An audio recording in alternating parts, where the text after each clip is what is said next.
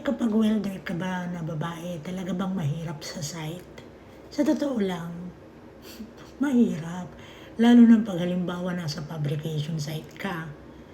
So, kasi yun sa company pinagtatrabahuan ko, may fabrication site, merong production site.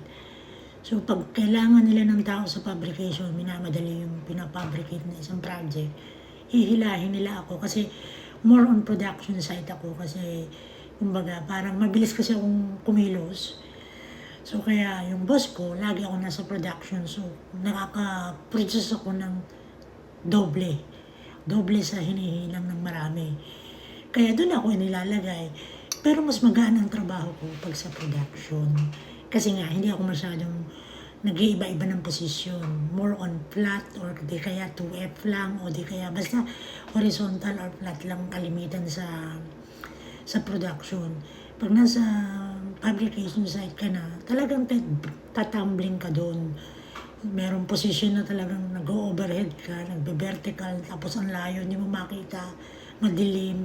So yun yung mga challenges na lalo na sa katulad ko na maedad na. Hindi na katulad ng mga bata na kahit walang grado yung salamin, nakakapaghinang.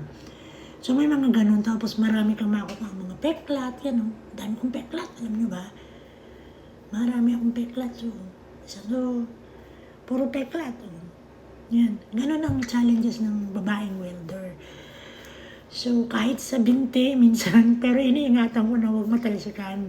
Kasi minsan talaga yung spark, talagang kumukuhan siya, yung, lumulusot sa coverall mo.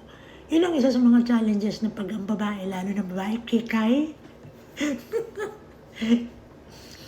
Kasi, ang hirap sa atin sa pag nasa fabrication, pag nag-overhead na, tumutulo na sa buong katawan mo.